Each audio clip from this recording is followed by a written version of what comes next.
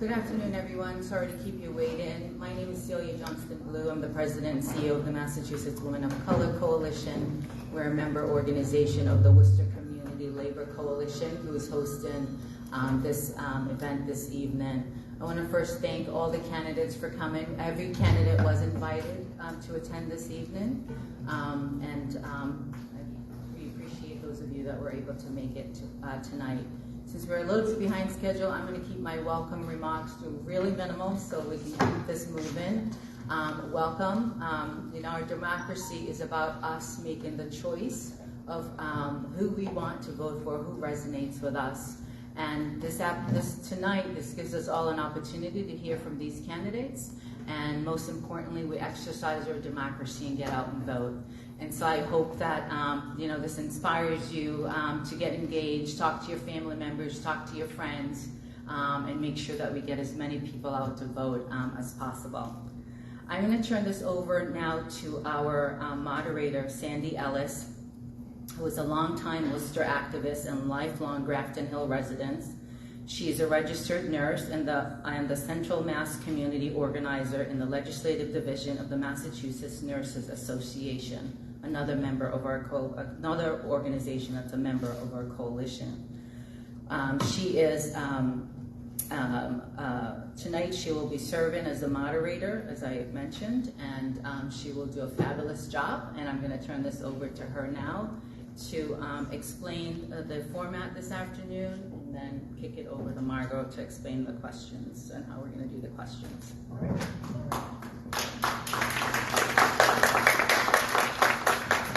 Thank you, Celia. Thank you, candidates, for coming tonight. This is so important for our voters to have the information that they need on Election Day. The rules for tonight, each candidate will have 1 minute for their opening remarks, 1 minute to answer each question. You'll get a warning at 30 seconds for a heads up, and a 1 minute stop by our timekeeper, Juji, and our Boys and Girls Club students helping us. Thank you so much. And every candidate will then be given 1.5 minutes for a closing statement. And you can choose yet that rebuttal time, that closing statement to include a rebuttal in any from any of the questions in your closing remarks. I'm now going to introduce Margot Barnett, who's going to introduce the process for a question. Okay, now we need to really keep this moving because we have 9 people and we don't have a lot of time. So the way that we're going to make this move faster is that all of you are going to get the question. Sandy's going to read the question, but instead of asking you to repeat the question, one of our folks from the Boys and Girls Club, Alizea, who's a staff of Youth Connects, is going to hand each of you a slip of paper, which is going to be the question written out.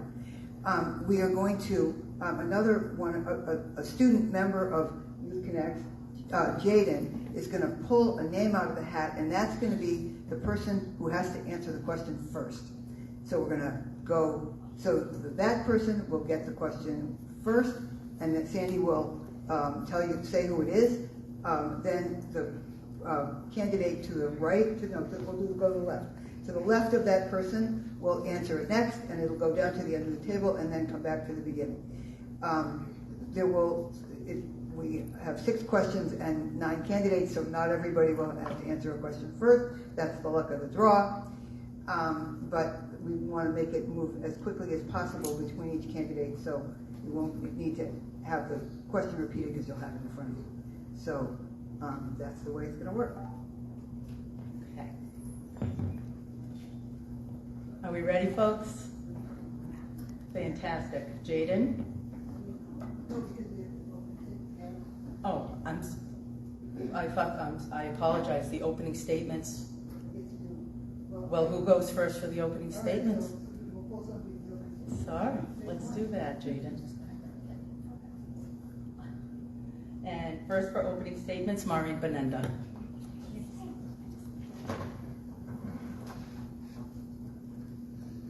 Sorry, yes.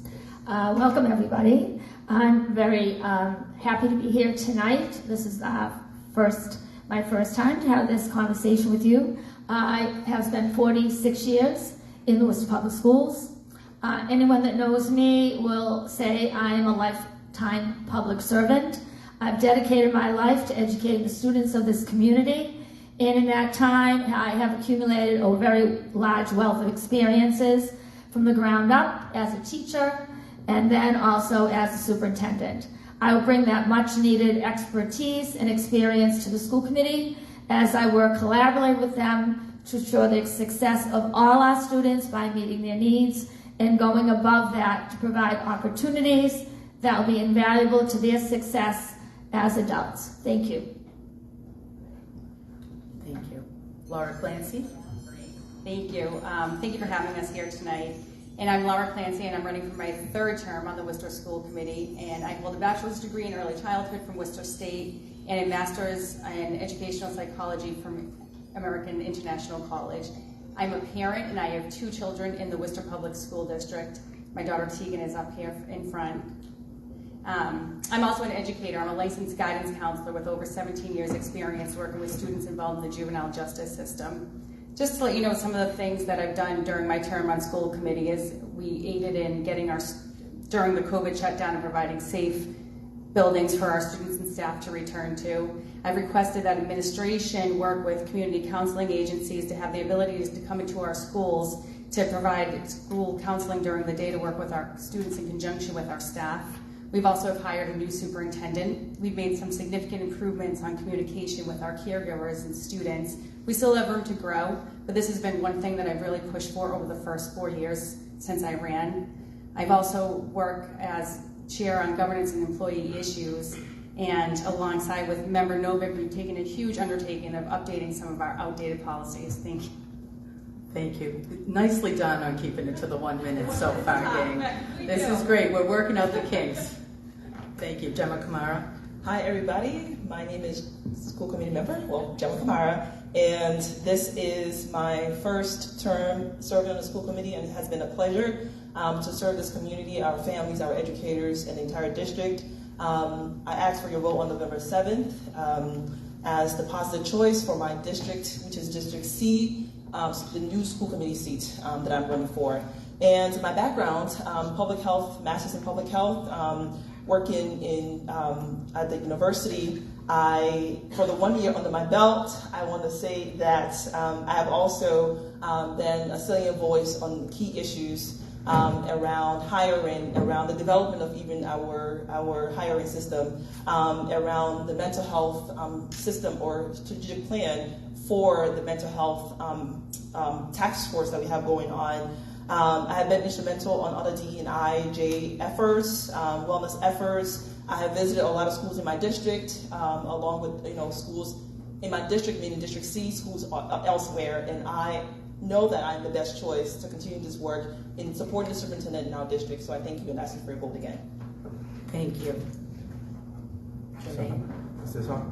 Jermaine. Thank you. Thank you all for having us here. My name is Jermaine Johnson. I am running for re-election for Worcester School Committee. I am running in District F. I'm sorry, District F. I know, I'm sorry. When I ran the first time, I ran on safe and healthy schools, robust academics, including STEM. I will continue to run on that. I actually have 2 children in Worcester Public Schools. I have a daughter who will now be attending high school, and I have a son in elementary school. And the reason why I ran was during the pandemic, I saw that we were lagging in many aspects in the Worcester Public Schools, and I thought I could give a voice in my experience to that. I am also a social worker. I work for the Department of Children and Families for 23 years now. I work with adolescents. I see the work on a daily basis, majority of our kids I work with. So, Jermaine Johnson, thank you. Thank you. Sue. I'm going to follow Gemma's lead because these chairs are really tight up here and we're getting squished. So my name is Sue Mailman. I think this forum is awesome. I am very grateful that there's a labor forum that all candidates are invited to, and I'm proud to tell you that I was on the early honorary member of the Worcester Labor Coalition. So those were happy times. We used to meet at the old carpenter's office. I am running for my second term. I am very interested in vocational education. I am very interested in our building maintenance and repair and community partnerships. But most important to me is we have hired a top-notch leader, and I want to do everything I can to support her work and to support the new vision of this district. Thank you. Hi everyone, my name is Nelly Medina. I'm an activist, organizer. My most recent work was on the American Rescue Plan Act. I work for the Mass Teachers Association in collaboration with the National Education Association. What I did was I went around to different locals throughout the state and educated them on the allocation of federal and state funding. It was a really big eye-opener. I realized that we need a lot of community input and transparency when we're talking about dollars that belong to our children. I'm going to do everything I can to keep those dollars in the classroom. I believe that school committee members should advocate and be accountable to their communities. Our city is not a one-size-fits-all, and decisions made on our behalf should be rooted in the specific needs of our nearly 23,000 people who live in the district. Thank you. Good evening. My name is Tracy Novick. I'm in my 5th term on the Worcester School Committee. I'm running for one of the 2 at-large seats. I'm a mother of 3 children, 2 of whom are Worcester Public School graduates, one of whom will be a rising senior this year. I'm a former teacher, a former member of the Mass Teachers Association. I now work in education policy and finance. I'm a licensed school business administrator in the Commonwealth of Massachusetts.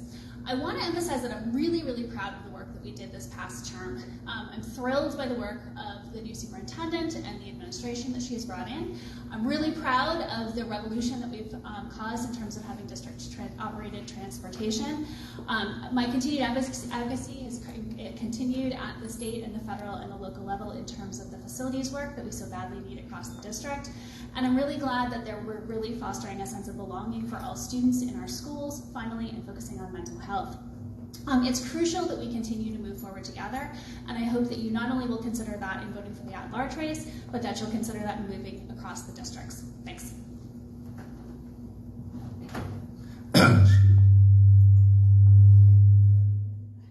Test 1, 2, 3. My name is John Patrick Reed. I'm born and raised in Worcester. I worked for the Worcester Public Schools for 37 years. I was the lead IT support specialist.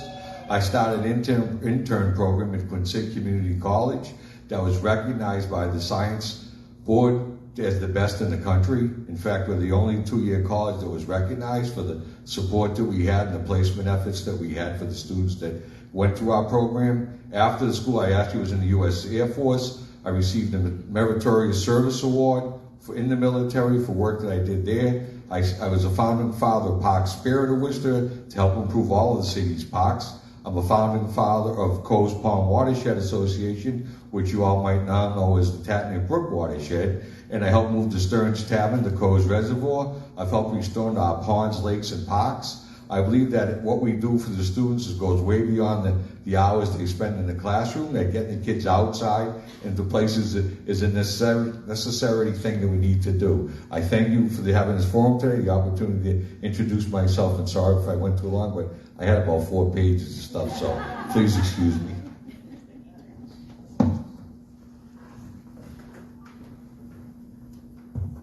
Hi everyone, I'm Vanessa Alvarez. I'm a candidate for District B. I was born and raised in Worcester, specifically attended Worcester Public Schools in District B, alongside my whole family, which I have like 10 plus cousins, 3 siblings, so we all sort of just went through Worcester Public Schools. I'm really excited to be here.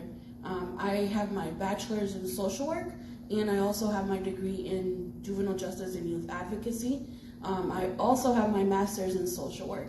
I have been working with youth for about almost a decade now, since I was in high school. That's where I pretty much started my work with people that were just like me, involved in my community. So now that I'm grown up, I really am here to just learn and get to know everyone's thoughts around some of the issues that are going on, specifically mental health and our social emotional well-being of our students. To wrap it up, I'm really excited to be here and get to know everyone. Thank you. Am I up? Thank you so much, all of you. First of all, for keeping it to the 1 minute. I don't want to have to strong arm everybody into keeping to our time. So now we'll proceed with our first question, which will go to Jaden. First question goes to Jermoh Kamara. So you will answer the first question first, followed by Jermaine, Sue, and then we'll go around until the end. All set? All clear? It's all right. Thank you. The Responsible Development Campaign Pledge is about making Worcester's TIF policy Worcester's new Responsible Development Ordinance. Have you signed the pledge, and why or why not? And what do you see as your role as a school committee member to see that this comes to fruition? Thank you. I want to say yes, I have signed that, the pledge, and I want to say that as a school committee member, it resonates. Can you hear me? Yeah. It resonates with me because we're talking about facilities, we're talking about the development of and the comfort level of our schools. And this year, I am proud to say that the superintendent has done incredible work in terms of, and members of the finance and operation, my colleagues Sue Milman and Tracy Novick, which we all sit on the F&O, where we talk about the facilities and the needs of our schools and the needs to engage in unions of workers to help us develop,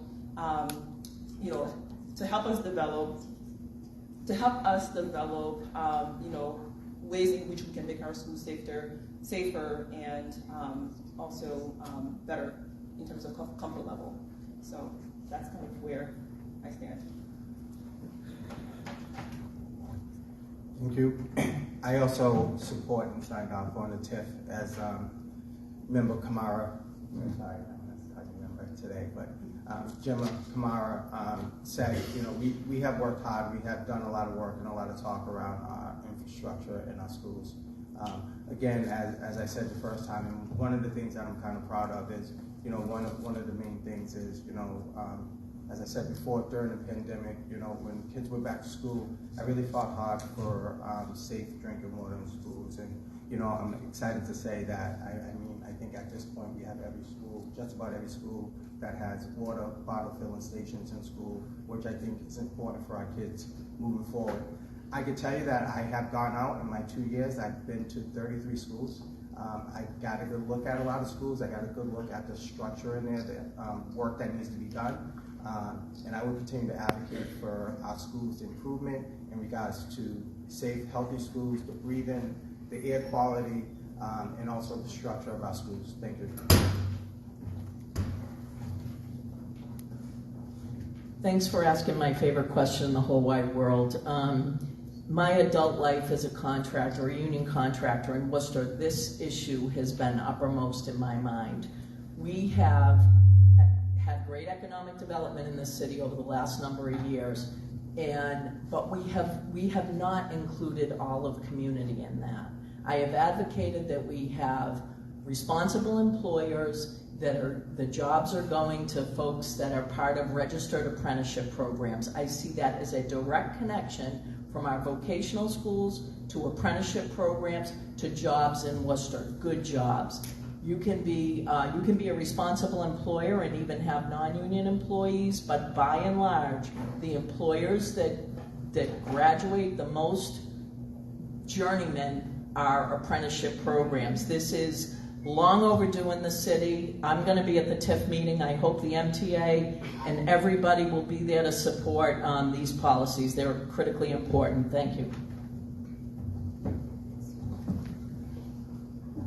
I also happily signed the pledge. I was also a big part of the campaign, volunteering with the folks on the ground fighting for the Fair Share Amendment. I think it's can't wait to the day we're able to kind of decide where that money goes. I'm a big fan of supporting local unions. I think they're the fabric of our community. Most of my work over the last decade has been supporting local labor, but I think we can take it a step farther. I really care about environmental sustainability.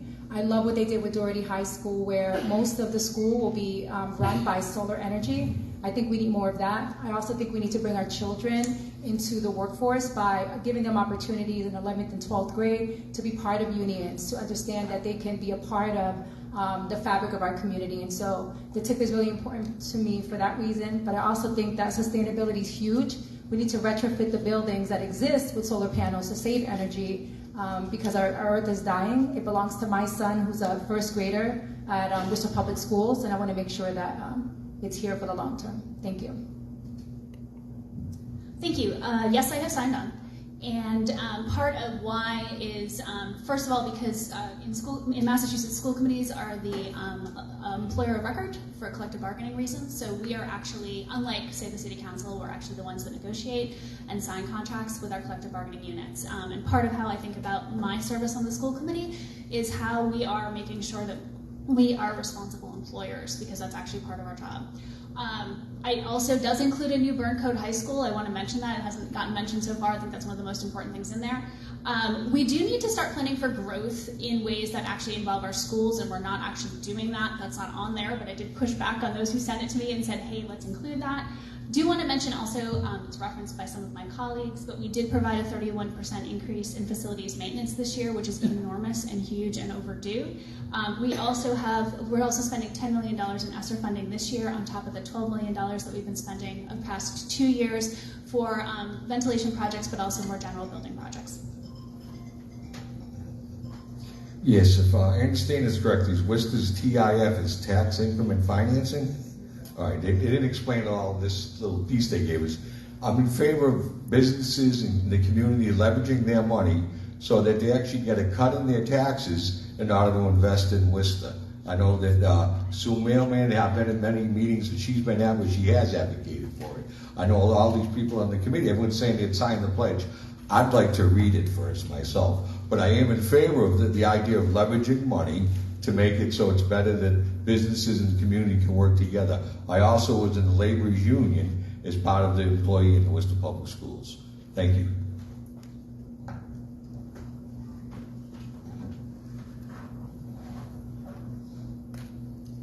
I also wanted to say that I am learning.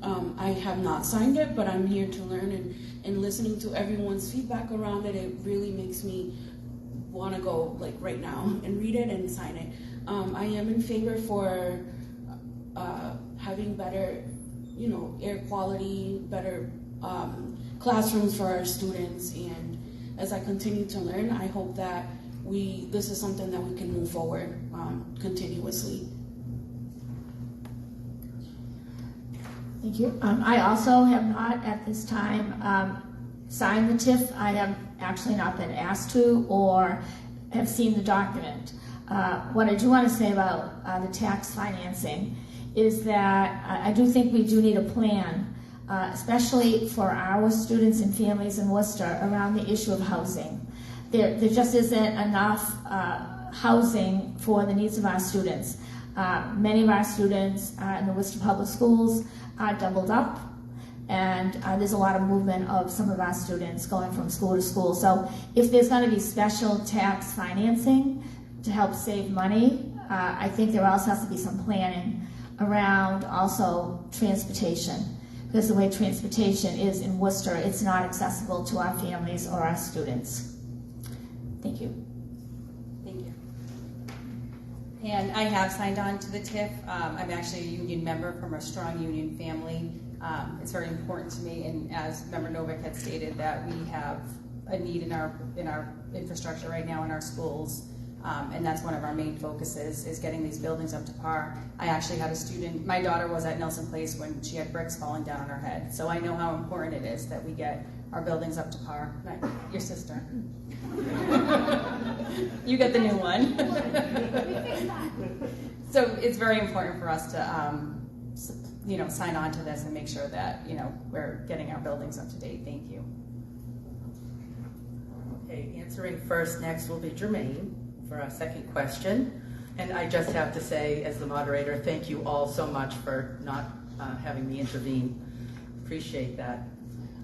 So the next question is, readying students for the jobs of the future, America's K-12 education systems too often do not sufficiently prepare Black, Latinx, and Indigenous students, which negatively affects the students' life outcomes, specifically in terms of their long-term career prospects and economic security. Black, Latinx, and Indigenous people are currently underrepresented in high-wage jobs, but overrepresented in low-wage work and among the unemployed. As an elected school committee member, what changes will you advocate for to prepare our students for college, training them to receive high-quality credentials? So as over my first 2 years, I actually had the opportunity to work with Teresa from Worcester State and work with the Black Futures Academy, which is coordinated with the Worcester Public Schools and South High School in regards to early education. I think that's important. You know, when I looked at the dynamics and the demographics in the Worcester Public Schools with our teachers and employees, there's not many teachers of color. And I think it's important that we highlight that and we hire some more diversity. I will continue to work with my colleagues on advocating for improved, robust academics. You know, again, I sit on student and school performance. I've seen the numbers, I've seen the data on MCAS scores and our testing and the inability of our students of color to succeed in school. And I don't believe that's the true indication of that. And I think by having that it does not allow them the opportunity to prosper and get the real recognition that they need. They're performing in school, they're performing at a high level. We need to continue to improve on that. Thank you. So one of the community roles I had before I ran for school committee was chair of the board at Quincy, and saw firsthand the struggles of our students coming to Quincy, and who's ready and who's not ready, and how we're preparing our students. I keep having to come back to the same thing. We have a shift in our leadership in the system. This is job one. What's on this paper is job one about the kids that we've got to take care of. There's a structure being put in place. There's things that we've had in place that we've never had in place before. And a real core belief in these kids, that every single one of our kids, no matter where they're from, what their color is, what their orientation is going to have every effort of success in our school system. So that is the focus of this district. I think it's the focus of everybody that's been serving on this school committee this past term. And I'm proud to be a part of that because these discrepancies need to stop. Awesome. So for my favorite question. So I was a part of the creation of the QCC mentoring program. We surveyed over 190 students over the summer. A year later, 90 of those same students were meeting with their mentors once a year. But through reading through their applications, entering data, I heard some really heartbreaking stories where students are not prepared for college. Some of them are bouncing around developmental classes for 2 years before they even qualify to take a college course. And by then, over 60% of those students have dropped out. When they want to come back to college in 3 years, they can't because they owe money and they don't have the skill set to go and try to erase that debt. I think what we need to look at is not just policies for children after graduation. Look at the 11th and 12th graders that we have doing these summer jobs. We have children who were abandoned in spaces in summer programs, taking care of children who are abandoned in spaces taking summer programs. We can offer employment year-long to 11th and 12th graders. We can teach them things like CPR. We can teach them critical thinking. We can teach them how to draw, how to do art, so that when they step into these roles in the summer, they not only have the confidence to teach the other students, but they're also prepared. I think another thing that we need to think is about union jobs. I was at community college and I never heard about union jobs or how it's important, so I think we need to really put an emphasis on that. Thank you. So as a mother of two Worcester Public School graduates, one of whom is now a college graduate, one of whom is now in college and now a rising senior. One thing, I'm a second generation college graduate. My parents were the first gen in my family on both sides to go to college. My grandfather was a farmer on one side and a carpenter, union carpenter on the other. If you don't have that, you don't necessarily have the structural supports that you need in order to actually get into college. We don't actually walk kids through what they need to apply, to have things done and that sort of thing. That's changing, as mentioned by Sue Mailman. We actually now have structural supports. We have a college and career administration, which is actually going in. We're actually working on guidance. That's changing. As mentioned by Jermaine, how do we see ourselves? And also, how do we see ourselves in education? Do kids actually want to be in school by the time they graduate? Because many of our kids don't anymore because of how they have been treated there. That's a culture change. And then finally, finances are ridiculous. And so there's an advocacy piece to this as well. Yeah, I like just to say that I used to also run an internship program during the summers, and everyone else in the whole city got to pick all the students, and they knew the students who they were. And we used to say that some of the students I got may not have been the top of the crop, but I learned respect by giving respect. And all the students I had, and one year I had 32 students for the summer in teaching them about technology and how to fix technology.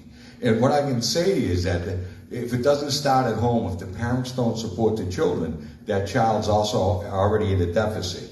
And we need to have mentors and advocates and people out there. I served on the Perkins board at the Quincy Community College, where we got people into non-gender roles. And one of them was we started a robotics program in Worcester for elementary girls. So girls that normally don't go into science or math and go into other programs now had a way of getting their foot in the door to learn about things that they normally wouldn't learn. And the idea that we have to encourage kids, but we do so in a way that they actually benefit as long as the school system does as well. Thank you.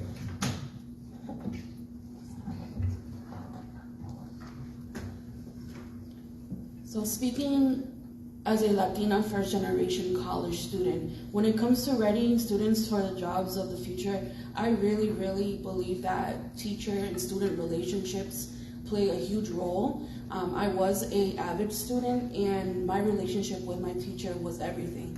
She connected me with many, many resources, took her time to stay after school and take us to Anna Maria. I remember to learn how to public speak, learn how to engage in an interview, and many other beautiful things that came in handy after. So I think that we should focus on some of those resources, whether it's hiring more diverse teachers, whether it's creating more opportunities after school for us, well, for our kids. I actually consider myself an expert in this area. As superintendent, I began the very highly successful early college program here in Worcester.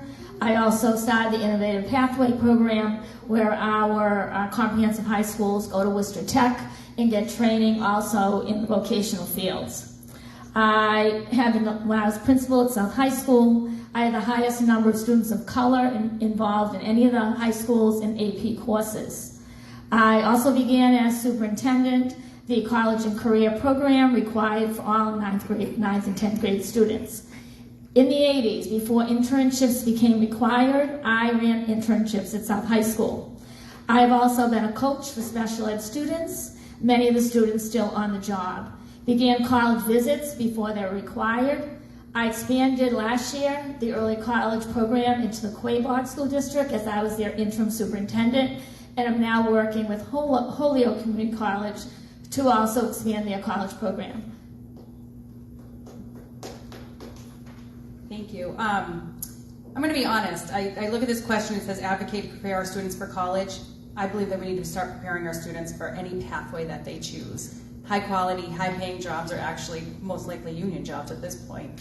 And I think I do this every single day. I've been doing it for 20 years with the students that I work with. I work with students who come to me as 10th, 11th graders with 0 credits. We need to stop socially promoting our students. We need to set high standards for our students, and we need to make sure that they're prepared for whatever pathway that they choose. Thank you. Thank you. As someone who also came from a third world country and was educated through the Worcester Public Schools, I certainly agree and know that we can do better. We have been doing better with this under this new superintendent and leadership. I do want to say that this is an important topic in how we are engaged and have been engaged in it. The Worcester Public Schools, we have a lot of programs from AVID. I was part of AVID, Worcester Future Teachers, you name it. Now there's a Generation Teach program that is American Vista program at schools at North High that brings students together, for various activities and skill-based learning.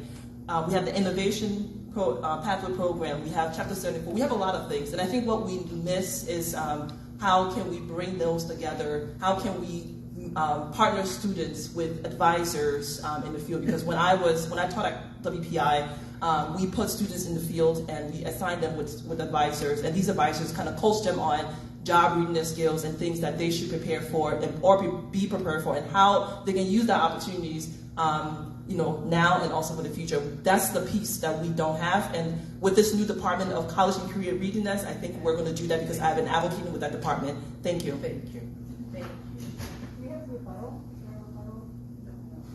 No, you can use a portion of your closing statement to rebut anything that's been said tonight, if you choose.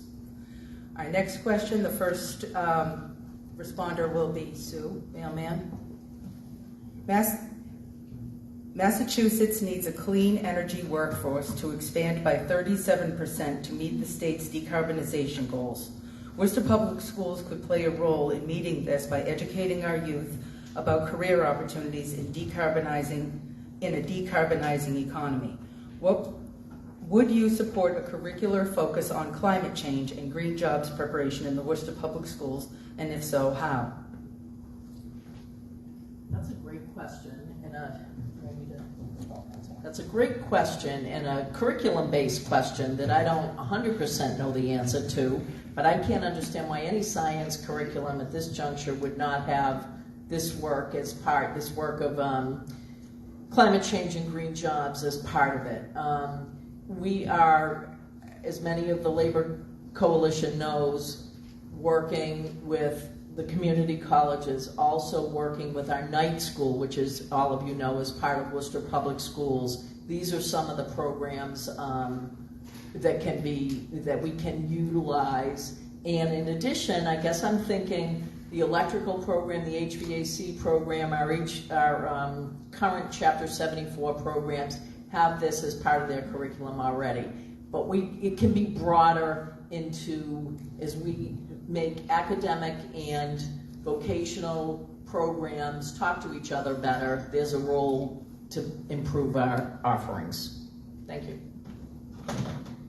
Yeah, this one is close to me. I feel like it's a fact that children from low income and minority students, they face more environmental injustice. I think that we're not doing a good enough job, Worcester Public Schools, at educating students. I think my son only learned anything about the environment during Earth Day, which was pretty depressing. I think that in order for students to thrive, they need to be good stewards of the land, and they're not learning that at school, so we got to do better.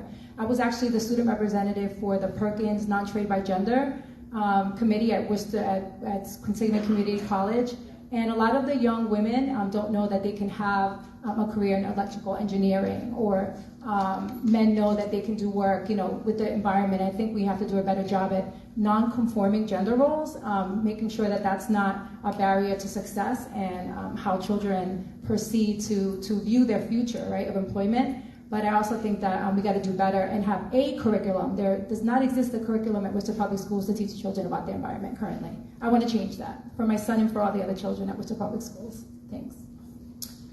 There's a lot going on with this question. So first, I reflected with the fact that the conference committee budget that just was passed earlier this week, that's on Governor Healy's desk, has a $50 million fund for greenifying, and that's not the right word, but public schools. So it's actually a grant program, and sort of peeling back what's in there and whether or not that's something that we can apply for is obviously something that's important, because one of the things that I think is crucial in this kind of thing is students actually seeing things happen, right? So there's been an enormous expansion, for example, of solar panels across the district during my time in the Worcester Public Schools. That's been something that we've been doing intentionally. I would also say that one of the weaknesses of our science implementation of the standards, because the state standards actually do have environmental pieces within them already, including things on climate change, has been funding. Because science done properly should be hands-on. Every child should be a scientist. But that takes money, and that's something we're finally still getting. Yes, thank you. As president of the Tatney Brook Watershed, I worked with Columbus Park School, and we did the first cleanup of the neighborhood. And some of the parents came to school and we don't want those kids in this neighborhood. Well, I got volunteered to be there that day to be the supervisor. And the people started coming out of their houses and started clapping for the kids. And it made me almost cry. It was wonderful. It was beautiful. Because it wasn't those kids anymore. It was everyone's kids. And that's what people should start thinking. And I supported the 13-mile east-west trail system over at Cozers. We have a walkway, bringing the kids out into nature. I wrote a grant for Nature's Classroom for Columbus Park School. I've written over 40 grants for the schools all over the city to get people involved and get outside the classroom and get back into nature. So the best way to teach kids about nature is actually put them in it. So I think that advocacy, I work with WPI, Worcester State, Clark University, Holy Cross, all of the colleges. We meet at several of the colleges on the different boards to do action on climate. And so we don't just stop at the public schools, we continue on afterwards. I also started the Sheriff's Department. Shoot, my time's over? Yep. All right. I also started the Sheriff's Department, brought the prisoners in to clean up the environment. You'll notice that I'm letting you have a little bit of give, and then if we start a new topic after time, I'm sorry, I'm going to have to stop you. Vanessa. Thank you.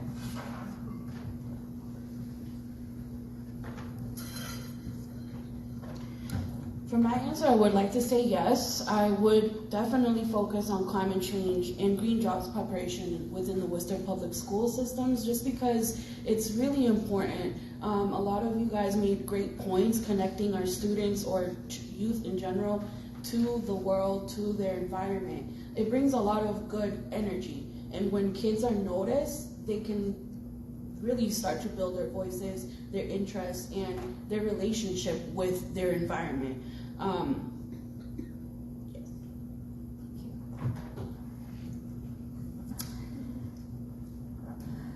So my answer to that is that for future in the Worcester Public Schools, we do have Chapter 74 programs. And those programs are based on different needs. There are some 74 programs in the comprehensive high schools, but as there is at Worcester Tech. The new Doherty High School, actually, when it opens up in 24, will have an expansion of the engineering program that this year also has a component in Forest Grove. All high schools do have the ability to offer AP Environmental, and that's project-based, and that also focuses on the environment and climate. And then finally, as superintendent, I started expanded Project Lead the Way, which is back into elementary school, started Jacob Hyatt, and then moved on to Forest Grove and expanded the program that is currently at Doherty High. So the Worcester Public Schools is addressing this issue, and they could continue to improve on that by offering and expanding some of the programs. Thank you. When it comes to curriculum, it's incredibly hard because we have a set of standards by the state that we have to follow. And I think that is something that we need to look at. But as it's been noted that we do have a science curriculum with this is addressed. But as Member Novick said, we do need funding to be able to do it accurately. I do know that there are opportunities for our students to engage in this, and we do have a lot of after-school programs that I know, especially environmental clubs at the high school level, where our students do engage in this. So I think that's an area that we can really make a big difference, because I think it's going to take a while to change the state standards. Thank you. Thank you. I also want to echo my colleague idea on that with regards to that it takes funding. I also do think it also takes ideas, because I worked in developing countries where even though they lack funding, but they also have the ideas in terms of how to engage students in practical project-based learning. And that's what we need to do. We're in the world's richest country, and I think we need ideas, and we need development of our teachers, to be able to execute these models. These models are out there, and I think that's what we need to do. I was really excited to see that some schools in our district, I know that we've had students from UPCS, from Forest Grove, come to the school committee with their projects, and these are little kids, and it amazed me how they're able to articulate their ideas and use research methods, formulas to derive content, and that these are the skills that we need to embed within our students. But we need this to be widespread through our district, and I do think as a school committee member, my voice will continue to be a strong one in terms of engaging with this and ensure that these opportunities are throughout the schools in our district, in our school district, and not just in one sector of our districts, which we do see currently. Thank you. So I would support the curricula if we could have it. As you can see, everyone here at the table who is running for school committee, that's something that they would be interested in looking at. Again, I think funding would be something that we would have to take a look at. Being a part of numerous civics projects and seeing presentations from students throughout the Worcester Public Schools, green energy and the environment and things has been an important topic to our kids. So it's definitely something that we could look at. The superintendent is also great. She has an open door. We could go and have a conversation with her. And now we're all meeting with her on a monthly basis, one-on-one. So those are conversations that we could have behind closed doors to really start to get that conversation going to make things happen. But again, as I said, I think everyone here at the table is interested in that, and we would continue to look forward to that. Thank you. All right, thanks everyone. It seems that my error has corrected our math error, and now everyone will have an opportunity to go first. And thank you, Jermoh, Jermaine, and Sue for being patient with our mistake. And now we will begin the process of drawing names for who will go first with each question. So 3 questions down, 9 candidates. We all get to go first. And the first candidate to be answering this question is Vanessa. The right to strike is a critical tool for workers in a fair and equitable collective bargaining process. Yet in Massachusetts, this is a right denied to public workers, including the dedicated staff of our public schools. Do you support the right of our public educators and other school staff to strike?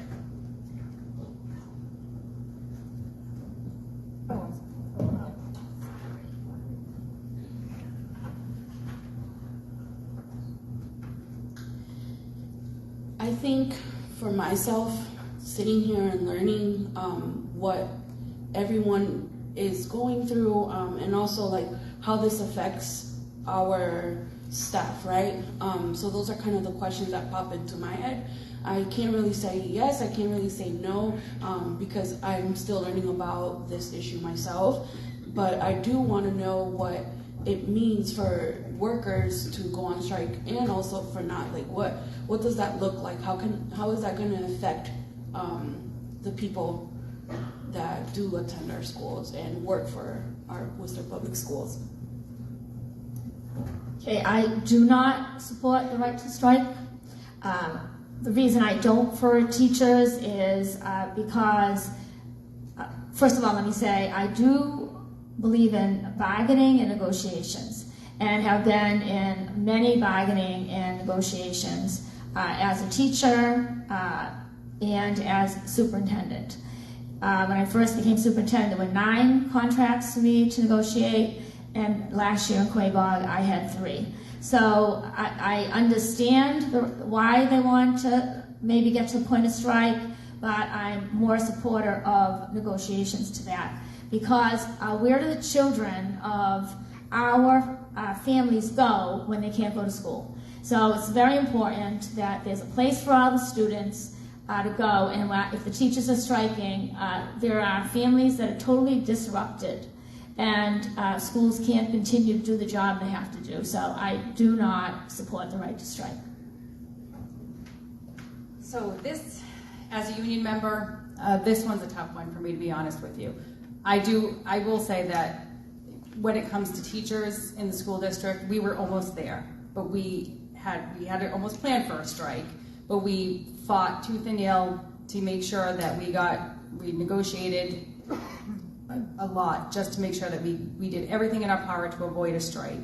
And I do agree. I think when it comes to teachers, I think it's very hard, because I had families calling me and saying, what am I going to do if there's no school on Monday? Where do I go with my students? Where are my children going to go? Like I said, we did our best to try to plan for it, but I don't agree with teachers being able to right to strike in Massachusetts. I do want to say that if you do have, good leadership, where that two, people in a union can come together to negotiate and bargain, that's the first thing that we should do. And I want to say, as a first-term school committee member, I got to see that opportunity with great leadership, where our superintendent sat in on this meeting with some of our colleagues, where we did not get to that point I also do believe and think that we need to fund our education system. We need to fund our educators that deserve to be paid. Everybody deserves to be paid a living wage. And just the same way how we fund safety and protection, I do think that we need to fund the people that actually give knowledge and empowerment to our students. So if it comes to a direction where teachers need to go out and exercise that right, as long as there is a placement where the schools have a plan, which we did, just in case if that had happened, I do think educators need to do what they have to do for themselves. And but I'm glad that we didn't get there. I'm glad that we have had a great development and people working together to come to a concise decision before we got there, and our teachers got fair payment or a livable wage and fair opportunity. But that's kind of where I stand on this. Education is important, and so students should be supported. Education should be supported. Thank you. Thank you. Again, I'm with Laura on this. I am actually a union member. I'm an SEIU Local 509 union member. I have been for 23 years. I've been a steward for 15 out of those years, and I'm actually the chief steward in my office. I've fought for workers. I've fought for workers' rights. I've sat at the bargaining table and negotiated contracts with the state. And through our union, as social workers, we're also not allowed to strike. And when I think about that, I wonder, if we were able to strike, what would that do to our vulnerable children here in Massachusetts and Worcester, who are severely neglected and abused and mistreated? And I don't know what the answer is, but I'm a firm believer in collectively bargaining and negotiating. I would hope that it would never get to a strike. My colleagues would tell you during this process, I knew where we were going. I knew where we were headed. And I can tell you that I supported the team. You've got to give us an answer on this. So I would tell you that if the law changed and they changed the law that it was a right to strike, I would support that because that's the law and the law was changed. Thank you. Thank you.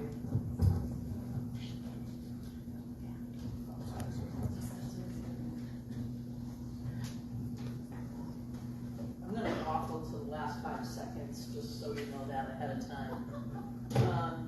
I am a union contractor and have been for many, many years. And it's not the mic on. Hello? Can you hear me now? Okay. Union contractor for many years and at the bargaining table for many different times for many years. A couple of times we've had particular leaders that we have been at the brink of strikes. I have seen my company's name on the signs, "We're coming after you tomorrow."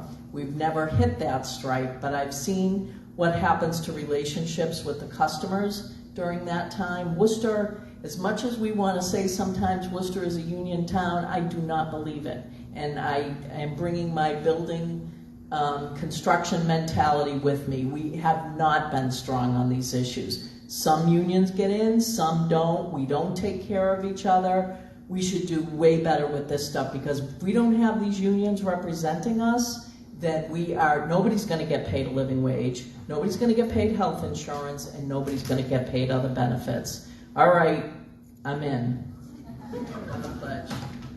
I absolutely support the right to strike. I think if districts are withholding funding and salaries and not paying our educators a living wage, that they should have the right to strike. I haven't heard anybody talk about the children of the educators, the underpaid educators that have to work 3 and 4 jobs to feed their families, or that there was a 2-year contract open where educators had no security, no job security whatsoever.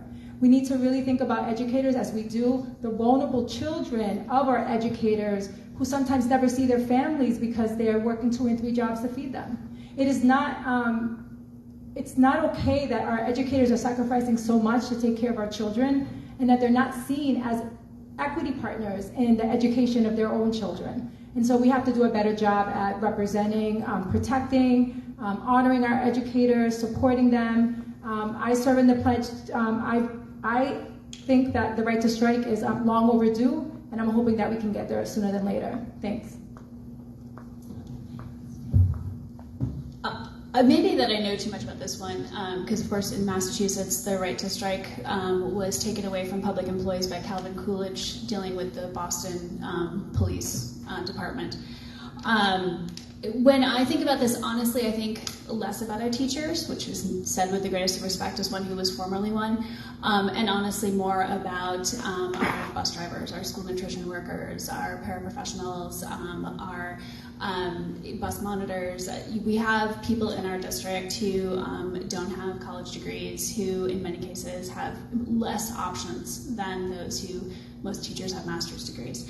I think that speaking for myself, the right to deny others your labor is a pretty basic human right. And I have a real hard time saying that that's something that just because you've chosen to go into a particular field or work for a particular kind of thing is something that you suddenly give up. So I don't think that that's right. I like to say that the whole key is the fair and equitable collective bargaining process. Our IT group went from non-union, and the administration said, we're not going to negotiate with you anymore because we want you to join a union. And I said, we work for you guys. Does that make any sense to you? So we went to meet with Human Resources, and they said, we're not going to give you anything until you join the union. 100% all of us joined. And the administration was shocked. We're like, why would you do that to people? That's not fair and equitable collective bargaining. The teachers had to wait 2 years to get a contract. That's not fair and equitable collective bargaining. I think if one breaks the rules, then the other should be allowed to too.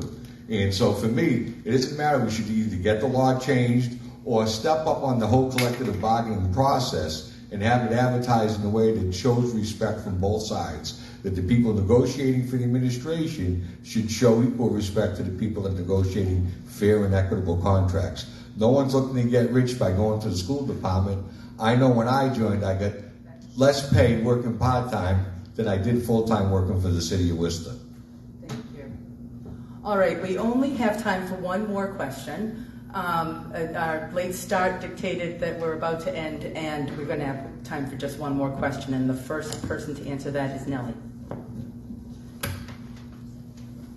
Since Worcester Public Schools has taken control over transporting our students,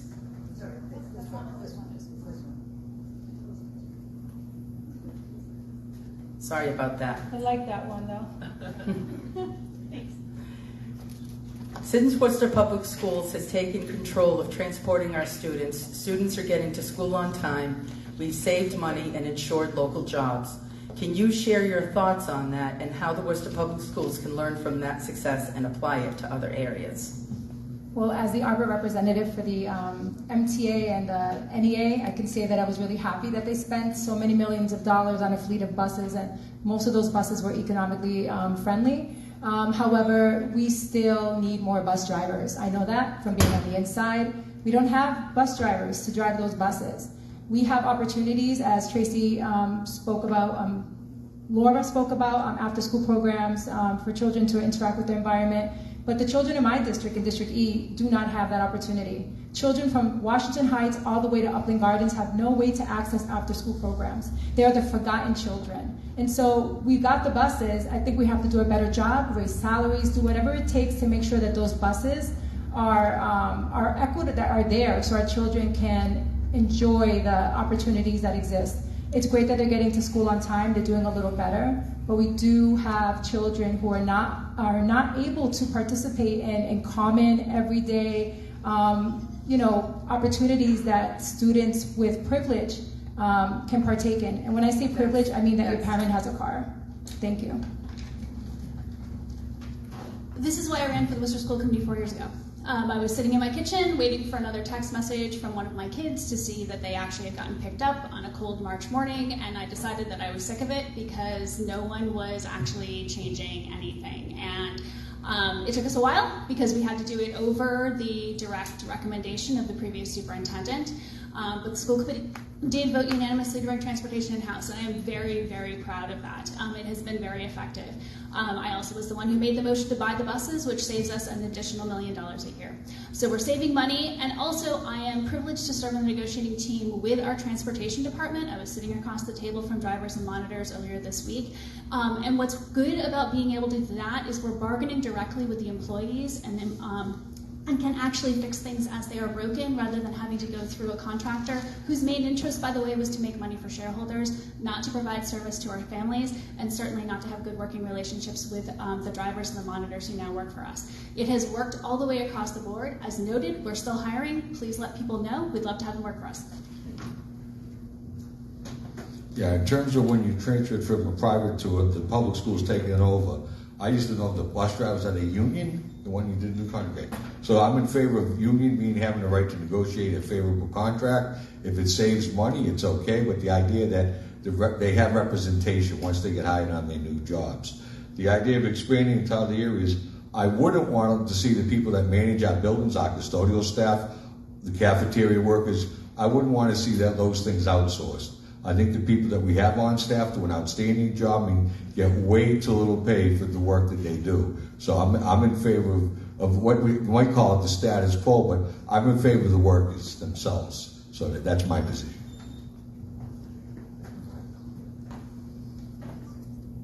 I really like to see the positive changes that have occurred and overall to see the positive in every situation, right? But when it comes to the gaps within this Worcester Public School transportation issue, I do want to learn more, and I do want to see how we as school committee people can give more to this issue, and also how to better the gaps within this.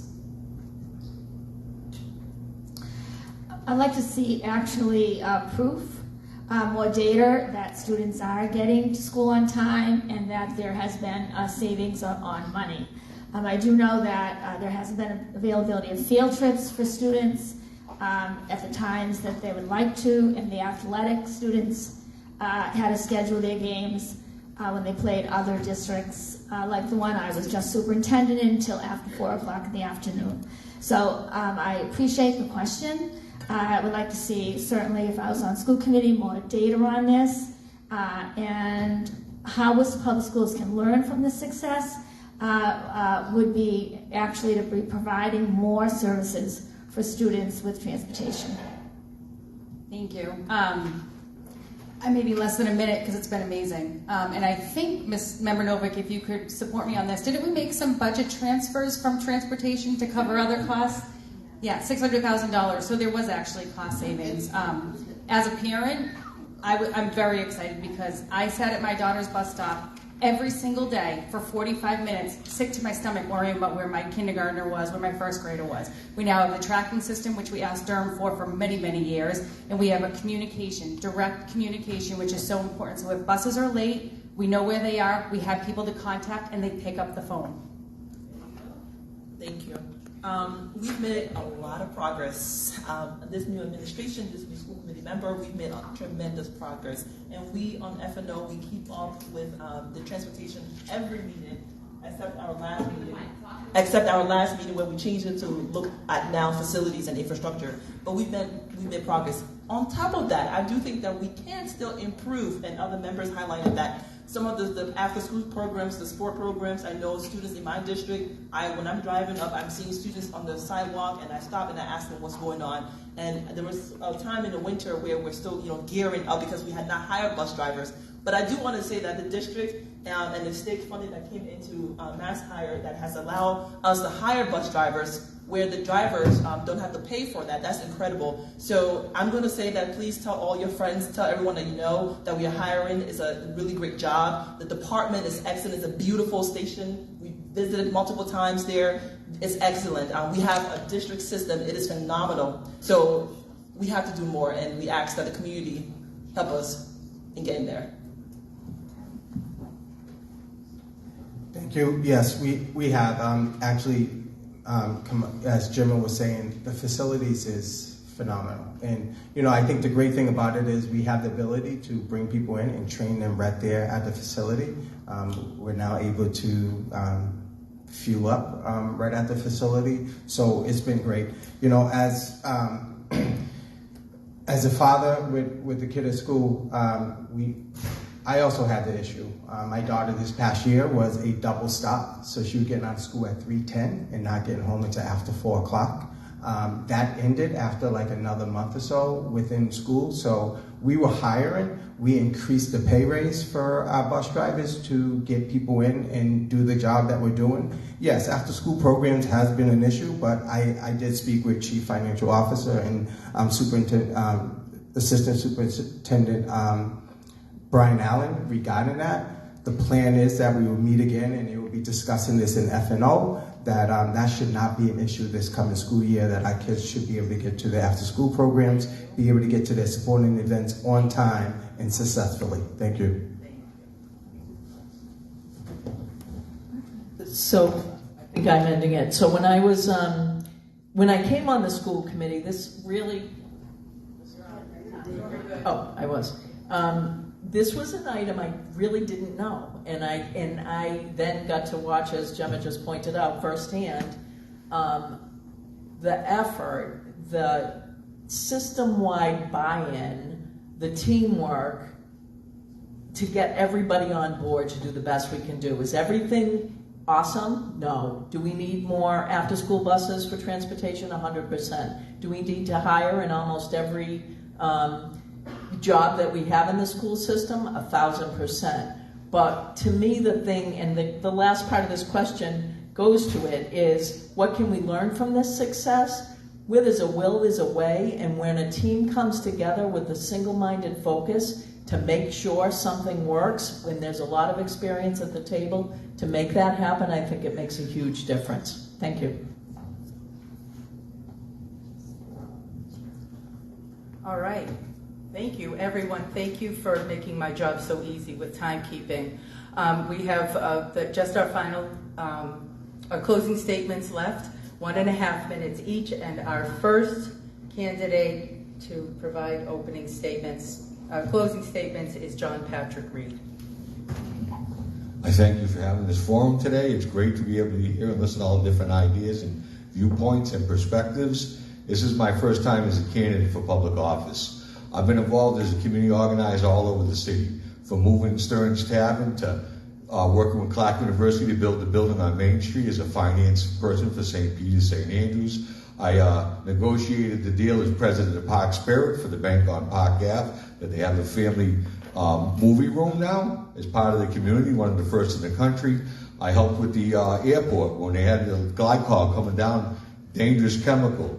We asked them, why can't you recycle it? Why can't you put down a mat? First in the country, first in the world. And so there's solutions to problems. I'm basically a trained problem solver. That's what I've done almost all my whole career. I have a number of awards and certificates that indicate the work that I've done and been trailblazing in terms of improving the environment. I also work for the Mass Congress of Lakes and Ponds, writing legislation on the state level. And I worked at UMass Medical School, the doctors there. And we were talking about toxic waste. I said they were going over the parts per million of each chemical that they were going to regulate. And I said, well, why not hire people to work with businesses, so instead of it having to be a certain part per million that would kill you, how about we don't create it in the first place? And we hire scientists to work with the business community. They created the high-tech council at the State House as a result. All the doctors thought, wow, that was a different viewpoint. I think we all bring our own perspectives into what goes on in the world. I certainly would like to be part of this community and look for your vote or your consideration as a vote for District D on the school committee. I don't know where the clock went or what seemed to disappear. I overuse my time every other time, so for the first time tonight, I'm going to end early. Thank you, everyone, for being here.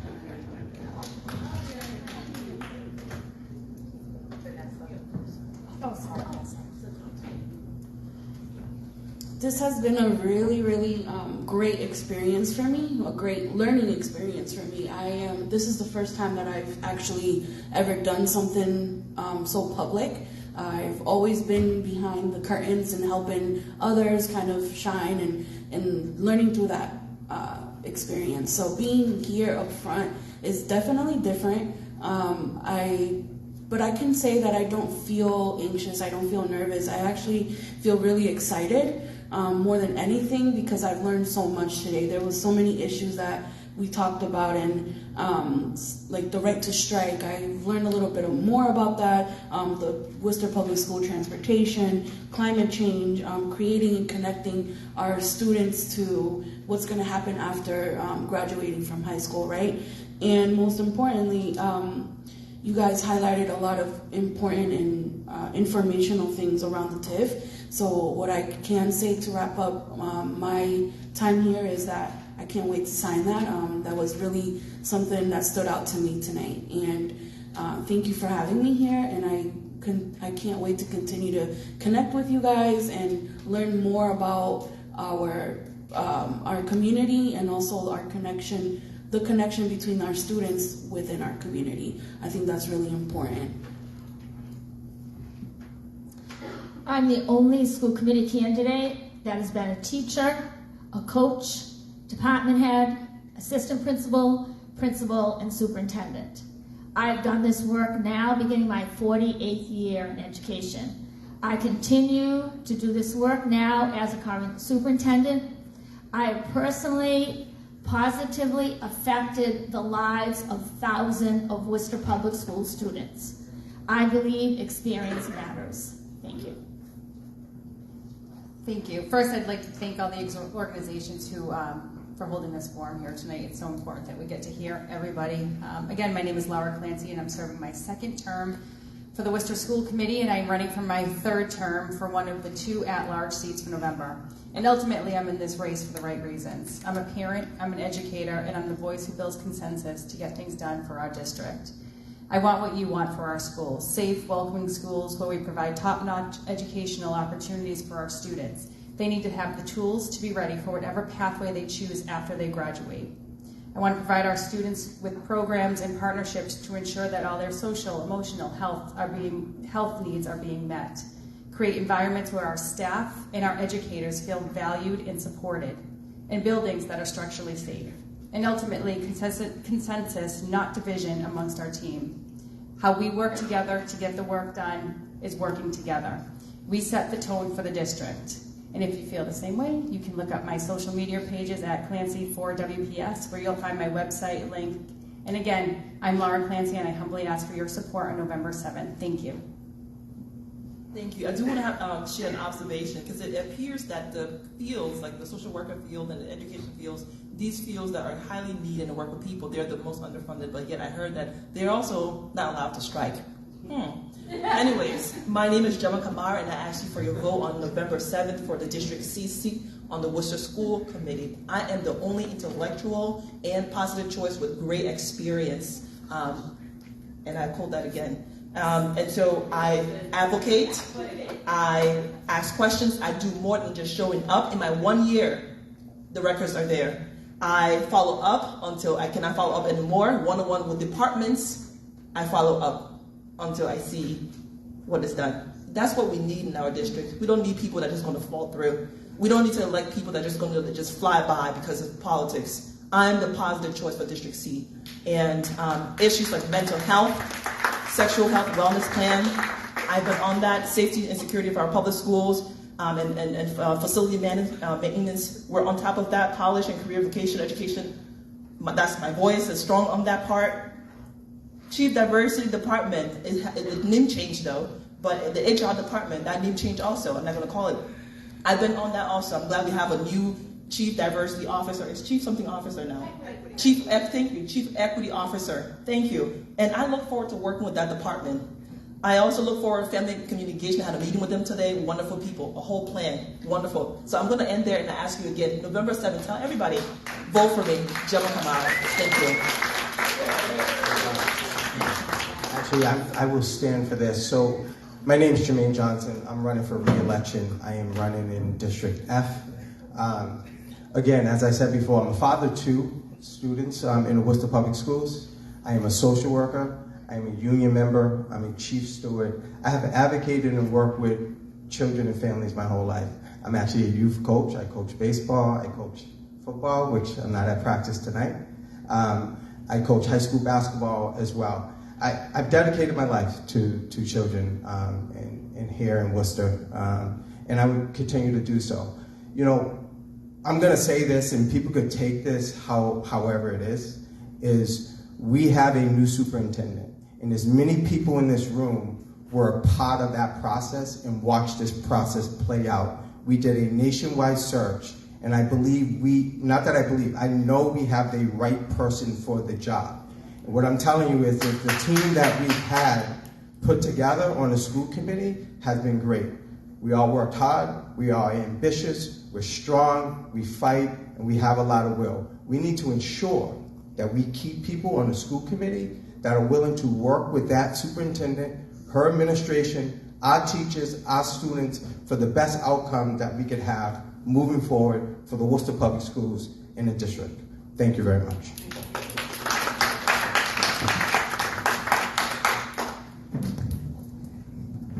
Am I supposed to go like this? My name is Sue Mailman, and I'm running for one of two positions at large. I ran for school committee because I'm a fourth-generation business owner, and I know that the next generational business owners, union leaders, social workers, teachers are coming from our Worcester Public Schools. They're likely live right here, right now. It's your daughter, Laura. It's your son. This is who is going to run our system. Our public schools need to be as top-notch as possible. I believed 3 years ago that we needed new leadership in this district, and I've been part of community conversations in many ways for a long time. You guys did it. The school committee beforehand made a decision to go look for new leadership. You did it the right way. We had a nationwide search. We've hired a very qualified, a woman with integrity, somebody that moved across the country, that has new thoughts, is transparent, is building leadership, is not an I. She is a we. And this is how we are going to make a difference in this system. There's two quick things I have to say. We didn't talk about charter schools. My belief is that the charter school issue, this is where charter schools were created to bust unions. That is my core belief. Far before I was ever on the union, I think it's just to get different rules. And I have to stop already. No. Okay. Vote for Sue. Thank you. I'll say I decided to run as a mother of a special needs child. Going through the IEP process was grueling. There wasn't a lot of transparency, and I felt lost. Someone who drones through records and data all day, I really felt alone in the process, and I want to support other families that are going through the process. And this isn't a black and white, rich or poor situation. There are wealthy families who really feel alone in the process of securing IEPs and 504 accommodations for their children. I want to talk about the 3 R's. We need to keep that in place. Our children need to know about what's happening to their bodies, what autonomy is, what consent is. But we also need to make sure that our parents and families who are opting out, which is, I think it's great that parents have a choice, but they need to be informed before they're making that decision, and we have to prioritize that. We do this thing in the city where we pass legislation, but then we don't follow up on it, and that's unconscionable. I would say that the school committee is doing a great job, but I am the voice of the community. I am now, I always have been. My passion and experience and dedication are what I'm bringing to the table and why I decided to do this. I want to talk to John Reed a bit. So he boasted about green spaces and this bridge, at Columbus Park and Stern's Tavern. My community was exploited by this project. I never once seen this man in my community as children jumped over a 10-foot fence. We were exploited for $1.4 million, and this man I never even knew existed. So this person who's bragging about his credentials, I got the Green Rainbow Party Award for that. You know why? Because I was fighting for equity for brown and black children on the other side of the fence. And so when I hear him boast, it's want to say that, think about that. Think about that when you inform your decision on who to vote for, because there were children left out in the cold. Thank you. I think if there's one message of this past term, it's that we can actually change things in Worcester. And I think for a long time we thought we couldn't. We had a wildly successful national superintendent search, and let me be really blunt, I put a lot on the line in that one because I said early we had to go national, and we did, and I want you to look at the results and remember who said that we needed to do that. We're in the third year of the implementation of the Student Opportunity Act. My first 2 children graduated from a school district that the Commonwealth of Massachusetts admitted that it was funding at an unconstitutional level. My third child will graduate this coming May or June, and will actually be graduating from a school district that's still not fully funded, but actually is making progress on that. That's something that I was out in front on and fought statewide for. We brought transportation in-house. That was part of why I ran. It was something I advocated over and over. We, month by month, followed every single aspect of that, so anybody who doesn't think they have enough data just simply hasn't been paying attention. We've actually increased facility spending by 1/3 this year to $7 million. We also, by the way, fought at the state level to get inflation covered by the state budget. It is in the conference committee. The inflationary increase on Doherty Memorial High School will at least in part be covered by the state. That's something the school committee asked for. This is the most effective school committee I've ever worked with, and I do want to echo that you should return as many of them as possible to the table so that you have a strong support for a very effective superintendent and school committee that is actually working with the community for schools that Worcester deserves.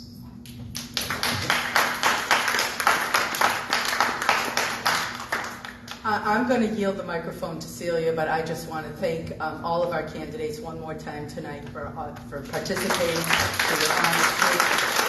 Thank you. And thank you for making my job really easy. Sandy, I want to tell you that we caught up. So we actually started on time for the questions. And so we were ambitious with the number of questions that we wanted to get into to you guys tonight. But thank you again for being here. Please give them a round of applause, another one. And give yourselves a round of applause for being here tonight. It's really important to hear the candidate's voice and what they have to say.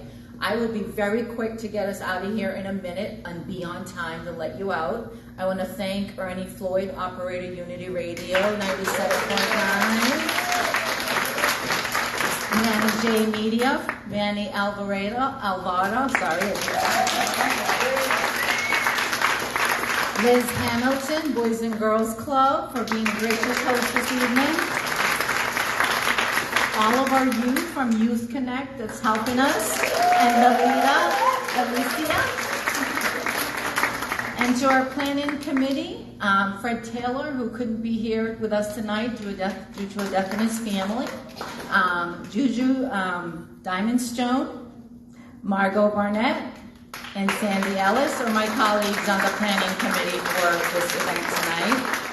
And the members of the Worcester Community Labor Coalition are Worcester Roots, Independent Socialist, Worcester Black Clergy Alliance, NAACP Worcester, Massachusetts Nursing Association, Showing Up for Social Justice Worcester, Mass Teachers Association, IBEW Local Union 96, Worcester Common Ground, Worcester Interfaith, Massachusetts Women of Color Coalition, Carpenters Worcester Local, Local 509 SEIU, Neighbor to Neighbor, Training Resources of America, Inc., Renewable Energy Worcester. So these are our members that form the coalition with you tonight. And I just want to thank you, most importantly, for being here tonight with us this evening. Good night.